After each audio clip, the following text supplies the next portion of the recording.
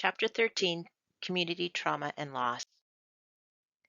Whenever there is trauma, most of the time there is also going to be loss. And we know with loss, there is grief. So anything that creates a significant traumatic event is likely to have a loss and grief reaction also associated with it. Many events can be traumatic. So wars, natural disasters, community violence, terrorist attacks, assassination of leaders. So all of these events that you hear about in the media, and when you listen to the news now, you can start to think, okay, there's the trauma, but there's also going to be grief and loss associated with this trauma as well.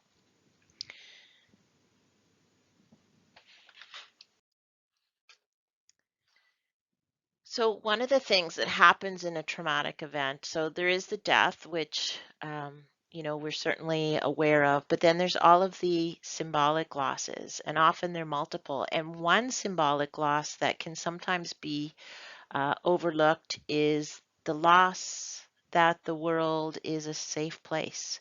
So remember when we were discussing assumptive worlds, this feeling of, I'm safe in the world, this is a good place, that can be lost when there's a traumatic event.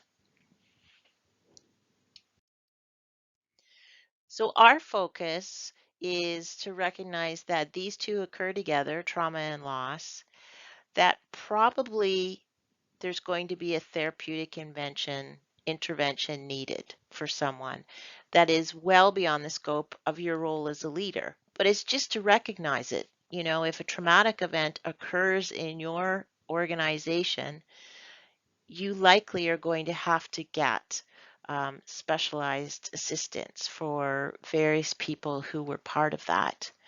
Our goal is not to diagnose. We really just want to be aware and to know what your role is as a leader if something like this comes up in your organization. PTSD, or post traumatic stress disorder, is something that is diagnosed by a psychologist. So that's not our area to do any diagnosis or make any assumptions about. But what we can learn from this chapter is that we do know sometimes witnessing or experiencing significant threats to yourself or being part of a traumatic event can lead to PTSD. It's important to know, though, that two people can be involved in the very same experience. One person can get PTSD, one person may not. So it's also not absolute. There's still a lot we're learning about PTSD, but again, as a leader, this isn't your role to be involved in any kind of diagnosis, but to understand that this could be going on for someone. If there is a traumatic event in your organization, this can come later. And also, certainly, we have people in the class who are first responders.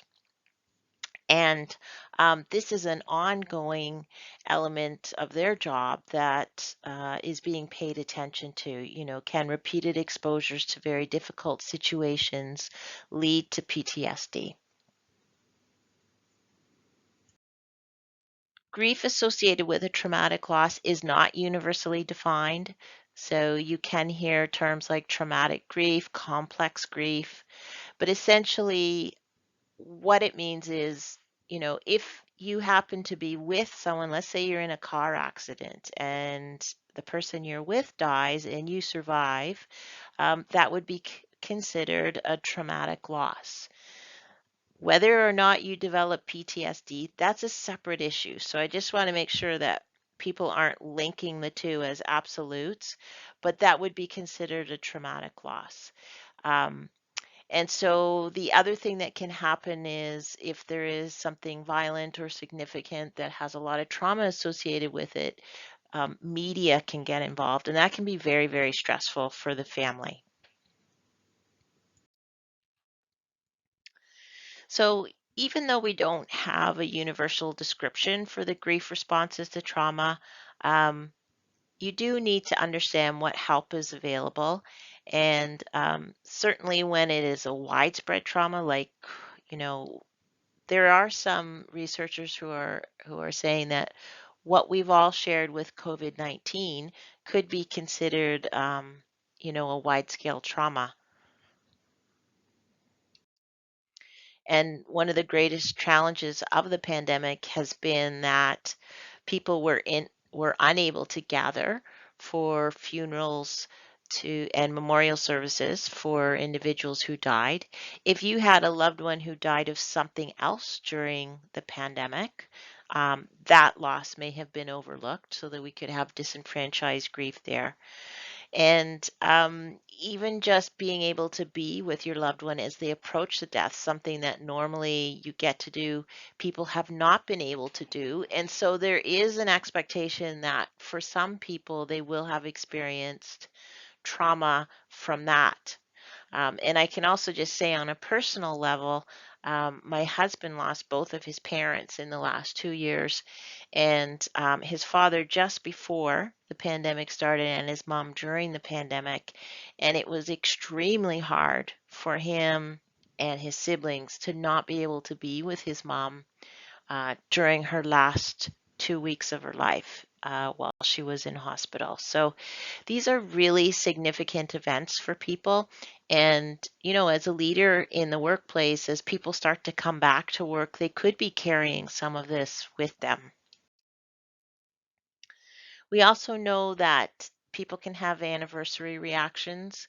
So, as you approach a specific date that had some meaning for you, it can create reliving the experience and all the same emotions. So, as a leader, to be aware that that's possible and it's normal for people to have that kind of experience.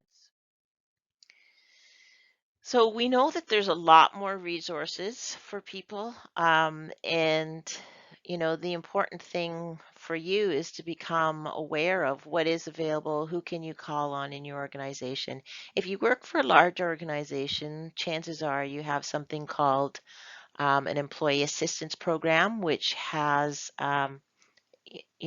supports available to employees. So you could have counselors or therapists available. So that's also something to be familiar with when you start at an organization, what resources are available to you.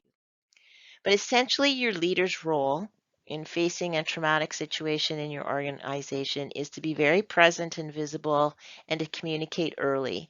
As you'll watch in the videos associated with this week's module, um, the leader of the organization, a train company that caused a significant disaster, he waded in to talk to people and he did not follow a lot of what I'm suggesting you really need to follow. So you need to be conscious that you apologize, you share what your organization is going to do to assist, you listen, keep communicating over and over, and you find resources to help people. Your goal as the leader is to be a calm and caring presence in the midst of total chaos. Your goal is not to defend yourself, is not to blame other people, not to talk about the impact this is having on you. This is causing me to be up at night. I feel terrible, and also not to hide. So these are all really important things to think about. And I'm going to ask you to really hone in after you learn about the disaster in the first two videos, really hone in on what that leader does in the final two videos and think about his behavior with respect to what you now know to be true about grief and loss, and especially what you're now learning about trauma and loss.